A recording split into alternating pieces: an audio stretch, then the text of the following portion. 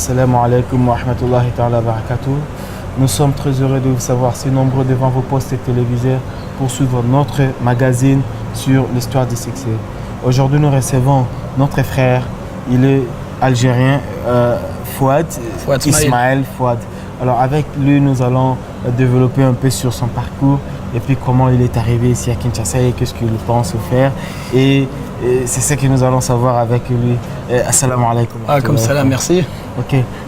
Dites-nous, vous êtes algérien? Oui, je suis algérien. Ok. Comment vous êtes né en Algérie? Dans quelle ville? Comment ça se passe là-bas? Je m'appelle Fouad Ismaïl. Je suis né le 29 septembre 84 à Alger. Donc j'ai fait l'école algérienne. J'ai vécu une enfance un peu difficile parce qu'il y avait la guerre, la décennie noire. C'est un peu comme le Congo. Donc il y avait la décennie noire en Algérie. C'était des années un peu difficiles pour nous, surtout en tant que jeunes. Donc on a fait l'école algérienne, on a eu notre bac, j'ai eu mon bac en Algérie. J'ai fait l'université algérienne. Et puis, en tant qu'étudiant, je travaillais dans le domaine de la presse parce que je voulais être journaliste depuis tout petit. Et je me suis lancé dans ce domaine à l'âge de 21 ans. Wow. C'est ce que tu as fait même au niveau de l'université, la communication, le journalisme? Non, j'ai fait économie, je voulais faire journalisme.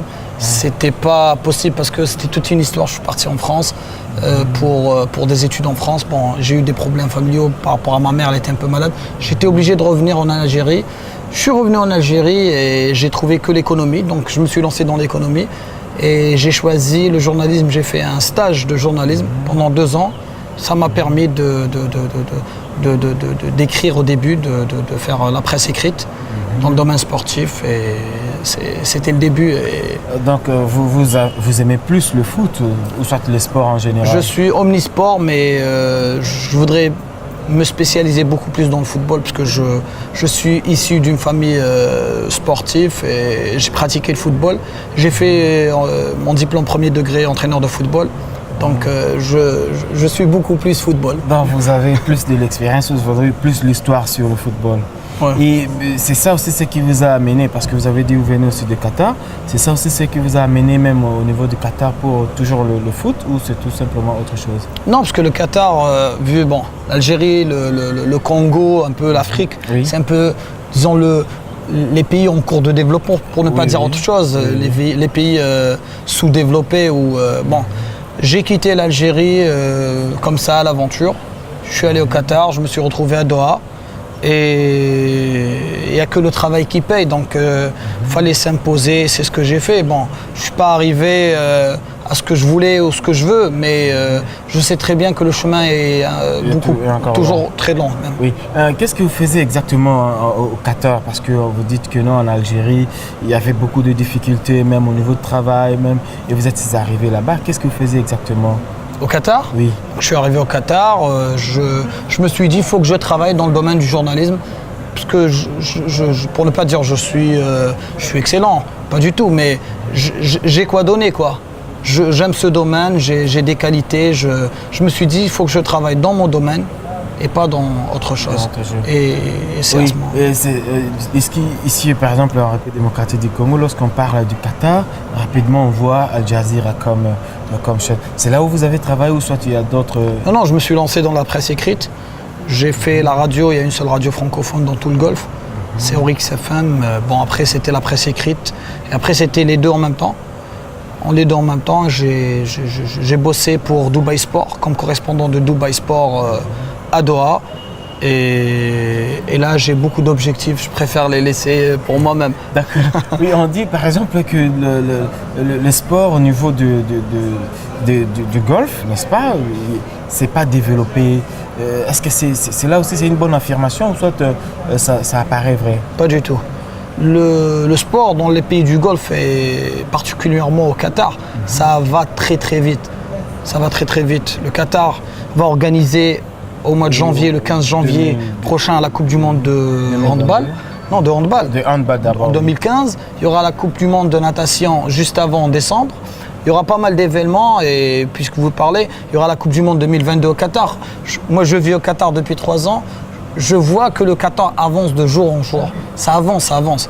l'infrastructure, la formation, c'est vraiment professionnel. Ils s'y mettent vraiment, ils mettent tous les moyens possibles pour le sport au Est-ce que Qatar. ce n'est pas un retard qu'on est en train de chercher à rattraper ou soit c'est tout simplement une évolution normale d'une Non, c'est une évolution normale, je vois pas le retard, moi. Parce que c'est des pays, c'est des jeunes nations quand même. oui. Par rapport, quand on va à la France, le pays de la formation dans le domaine du sport, il n'y a pas photo entre la France et le Qatar. Et je pense que le Qatar va très vite et pourra conquérir les grandes nations du sport au monde dans Et les prochaines années. comment ça se passe? Est-ce qu'il y a une sorte de compétition déjà un préliminaire pour le handball? Les Africains aussi sont présents?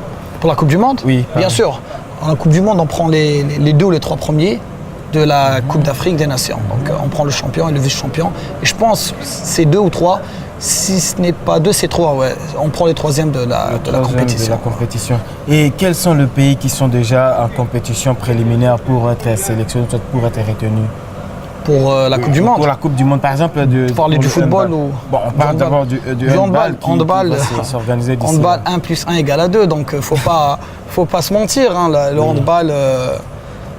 Oui. Faut pas se mentir, le handball, il y a des pays spécialisés dans ce genre de discipline.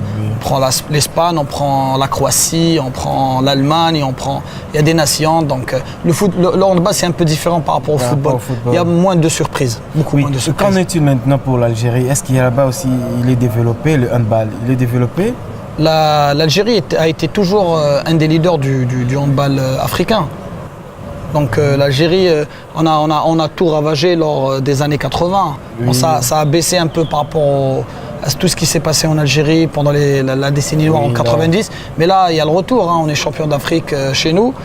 Et on va au Qatar pour chercher de très bons résultats. Et vous avez dit que non, au niveau du foot, vous avez participé au mondial en Brésil. Là, c'était comme soit journaliste ou soit comme sportif du football? Non, mais comme journaliste, j'étais le seul journaliste de la presse écrite qatarienne. C'était vraiment quelque chose d'extraordinaire. C'était une aventure... je trouve pas les mots. Participer à une Coupe du Monde en tant que journaliste ou au Brésil, c'est fabuleux. Donc c'était vraiment quelque chose de spécial dans ma carrière. Waouh! C'était pour votre première fois de participer à une compétition de cette taille ou c'était déjà comme la routine? De cette taille, oui. J'avais participé à la Coupe d'Afrique des Nations, j'avais participé aux différentes compétitions, Coupe arabe, Champions League arabe, Champions League africaine, mais internationale, je veux dire mondiale. Le foot, c'était ma première. C'était celle qui s'est déroulée au Brésil. C'était l'année dernière, non, c'était cette année. Ouais. Oui. Comment a été maintenant personnellement, ce que vous avez vu comme prestation des Africains? La prestation des Africains, je ne m'attendais pas à grand-chose, franchement. Je suis le football africain, même pas comme avant, un peu de loin, puisque je suis en Asie actuellement, mais je sais pas. On joue toujours un peu naïf. Bon, c'est un point de vue, c'est mon opinion. Oui, bien sûr. On joue beaucoup, toujours de plus en plus naïf. Quand on voit la Côte d'Ivoire comment sortir du premier tour, quand on voit le Cameroun rater complètement son mondial, quand on voit le Nigeria. Bon, l'Algérie, c'est vrai qu'on a eu beaucoup de chance et de réussite, mais je pense qu'on avait un groupe soudé. L'Algérie pouvait même éliminer l'Allemagne. Bon, c'est pas chose faite, mais je pense que l'Algérie a donné une bonne leçon et a donné une belle image du football algérien, africain et vous sur le plan international. Vous en étiez fiers, j'espère. Bien sûr. On est fiers de notre équipe. Mais on avait toujours un espoir, parce que l'équipe d'Algérie, c'est une équipe très jeune qui peut durer 10-15 ans. C'est des joueurs de moyenne d'âge de 21, 22, 23 ans. C'est vrai qu'on avait quelque chose, on avait un mot à dire. On ne l'a pas dit contre la Belgique, mais on a tapé très fort contre la Corée. Quand vous avez vu, je pense que c'était une fête pour le football africain. Oui, et les Africains étaient forts. Je vous dis que non, ici à Kinshasa, c'était vraiment une fête lorsque... Je m'en doute pas. Oui, parce que chaque équipe africaine, lorsqu'elle gagnait un match, c'était vraiment une fête.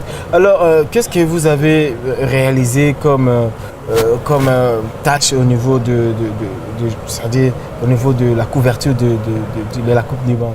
Oui, j'ai vécu, comme je vous ai dit, c'était une expérience extraordinaire. Vous savez, je suis revenu, c'était le Ramadan, je suis revenu au Qatar. J'ai vidé mon sac à dos. Je trouve 56 carte de visite de journaliste partout dans le monde. Donc, la première des choses, c'est connaître des gens de partout dans le monde. Donc, la Coupe du Monde, c'est univers, quoi. C'est énorme par rapport à d'autres compétitions que j'ai couvertes avant. En plus de tout ça, c'était la performance de l'Algérie, donc tout était parfait, quoi. Ok. Vous avez dit, vous avez aussi ces côtés managériels, vous êtes le coach. Le coach, vous avez fait classe c'était quoi encore pour être entraîneur, Ouais. n'est-ce pas? Alors, où en êtes-vous maintenant? Vous avez abandonné pour le journalisme, où souhaitez-vous en... Bon, c'est vrai que j'étais journaliste, et comment est venue l'idée, donc il y avait un match de Champions League qui joue contre Vita Club. Il y avait un joueur, un ex-joueur très connu en Algérie. On était dans les tribunes. Je faisais ma couverture et lui, il supervisait le match. Et on a fait une petite analyse comme ça. Il m'a dit, mais tu pourrais être entraîneur. Mais bon, je lui ai dit, comme ça, j'ai jamais pensé à ça, franchement. Je connais le football comme tout le monde. Et il m'a dit, écoute, dès qu'on rentre en Algérie, tu vas faire ton premier degré. J'ai fait mon premier degré, j'ai entraîné en Algérie des minimes pendant 2 ans et demi. Après, bon, je suis parti au Qatar. C'est vrai qu'au Qatar, ça travaille beaucoup plus qu'en Algérie. Je ne sais pas. Si je termine dans le domaine de l'entraînement, c'est pour perfectionner mes connaissances dans le football. On voit des journalistes, je ne peux pas citer des noms, hein. On voit quelques journalistes, ils invitent des gens, ils connaissent pas mal de trucs qui se disent pendant l'émission, mais quand on connaît un peu le football, quand on passe ce stage on passe ce stade aussi de connaissance dans le domaine du football et du sport en général, on est beaucoup plus mûr et on comprend beaucoup plus et on a ce réflexe pour comprendre les gens aussi. Oui, vous êtes maintenant à Kinshasa. Et pour combien de temps, dites-nous un peu? Ça fait 24 heures qu'on est ici à Kinshasa, c'est ma première fois au Congo. Wow. J'ai trop aimé les gens. C'est vrai qu'ils font ça. Oui, Bon, mais c'est tout à fait normal. Franchement, ils sont trop gentils. Oui. Ils sont trop gentils ici au Congo. Rien à dire. Oui, vous allez jouer prochainement. Si je dis vous allez jouer, c'est l'entente décisif. Oui, vous êtes au compte de votre équipe Algérie qui va jouer avec l'AS Vita Club. Alors, comment vous préconisez? Qu'est-ce que vous voyez? Est-ce qu'il y aura une victoire, comme on dit, toujours optimiste? Vous en êtes, j'espère. Franchement, moi je connais très bien l'entente de Sétif. Bon, ma famille, ils sont tous supporters de l'entente de Sétif. L'entente de Sétif, cette année, c'est un peu différent. C'est vrai que l'entente de Sétif, c'est la seule équipe en Champions League qui n'a perdu aucun match. Elle a perdu un seul match, mais c'était qualificatif quand même pour cette finale. L'entente de Sétif, c'est le seul club au monde qui a remporté une coupe continentale. Bon, on fait partie de l'Afrique. Oui, on a remporté, peut-être c'est une information que plein de gens ne connaissent pas. Parfois, oui. L'entente a remporté la Coupe d'Afrique des clubs champions en 88, alors qu'ils étaient en National 2 en Algérie. Wow, L'entente a le seul joueur au monde qui n'a jamais remporté aucun carton rouge. Il a joué 12 ans à l'entente de Sétif et 8 ans en équipe nationale comme milieu de terrain défensif, et alors qu'il n'a jamais eu de carton ni jaune ni rouge. Donc là, c'est autre chose. Mais on va parler de l'entente de Sétif, ce match. Je pense que l'aspect historique, l'entente n'a jamais perdu de finale. Oui. C'est déjà quelque chose. C'est ce qui fait craindre parfois. Ouais, c'est ce qui fait craindre. Ça peut jouer aussi sur le plan psychologique. C'est vrai l'entente a le match retour à Alger, à Blida. Donc c'est un autre avantage. Et là, l'entente de Sétif joue trop offensive aussi. Donc on a gagné pratiquement tous les matchs à l'extérieur. Oui, vous avez aussi connaissance de cette équipe de Vita Club. Vous connaissez au moins comment elle évolue et les différentes rencontres qu'elle a pu donner. Qu'est-ce que ça vous dit quoi exactement? Bon, c'est vrai que j'ai pas vu le dernier match de Vita Club contre Sfax, de match qualificatif. J'ai vu le match aller et j'ai vu tous les matchs de Vita Club. Depuis le début, j'ai dit que Vita Club était meilleur que Mazembe cette fois. Cette édition, le Vita Club est beaucoup meilleur que Mazembe. C'est une équipe qui joue très bien le football. C'est une équipe qui garde très bien le ballon.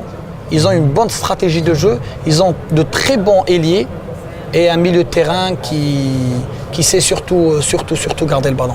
Ok, qu'est-ce que vous allez faire? Vous allez toujours couvrir cet événement, ces matchs-là? Bien sûr. Oui, comme vous êtes dans l'agence, vous avez dit quelle agence? Stade Al Doha. Oui, Stade Al Doha. Donc ici, vous venez travailler au compte de Doha. Ouais. Il y a d'autres qui sont venus pour l'Algérie. Ouais. Vous êtes une délégation de combien de personnes? On est 21 journalistes 21 journalistes. et photographes, bien sûr. Il y a d'autres qui sont venus d'Algérie, il y a d'autres qui sont venus du Qatar. Non, je suis le seul du Qatar. Seul du Qatar. Ouais. Ah bon. Et vous travaillez, c'est la presse écrite ou soit il y a aussi... C'est un peu la presse écrite, la radio et la télévision. Et photographes, bien sûr. D'accord. Qu'est-ce que vous allez dire par rapport à notre magazine? Et nous sommes presque à la fin. Je vous souhaite tout le bonheur. Je pense que c'est très bien de parler de l'expérience des gens, parce qu'il y a un forum au Qatar qui s'appelle Doha Goals. Il ramène les meilleurs, les plus célèbres sportifs du monde pour raconter leur parcours. C'est vraiment fabuleux. J'ai très bien aimé votre émission, vos questions. Je vous souhaite tout le bonheur et que le meilleur gagne demain. Ok, merci beaucoup. Au revoir. Merci, au revoir.